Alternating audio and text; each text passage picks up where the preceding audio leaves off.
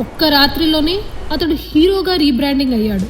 టీషర్ట్స్పై, magazine కవర్స్పై army వేర్తో ప్రపంచం ముందు parade చేయబడ్డాడు. కానీ కెమెరాల వెనుక నిజం వేరేలా ఉంది. మనం మాట్లాడుకునేది వాల్దిమిర్ జెలెన్స్కీ గురించే. ఉక్రెయిన్ని నాటోకి అమ్మడానికి వాడిన ఒక ఫ్రెండ్లీ మాస్క్ మాత్రమే అతడెప్పుడు ఇండిపెండెంట్ కాదు.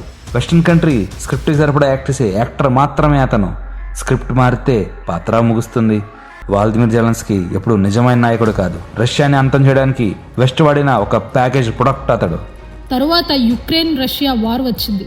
యుక్రెయిన్కు వచ్చే every gun, loan and drone ప్రతిదీ యుఎస్ఏ అండ్ యూరోప్ చేతుల నుంచి వచ్చే షరతులతో కూడినవి. ఉక్రెయిన్ కూలిపోయింది. నగరాలు శిథిలాలయ్యాయి. లక్షలాది మంది ప్రజలు నిరాశ్రయులయ్యారు.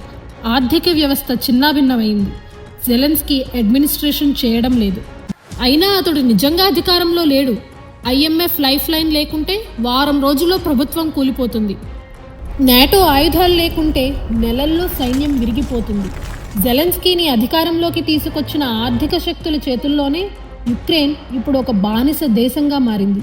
నా దృష్టిలో ఒక చెడు నిజం ఏమిటంటే, మాస్కోతో కలిసి ఉంటే కనీసం యుక్రెయిన్ బతికే అవకాశం ఉండేది.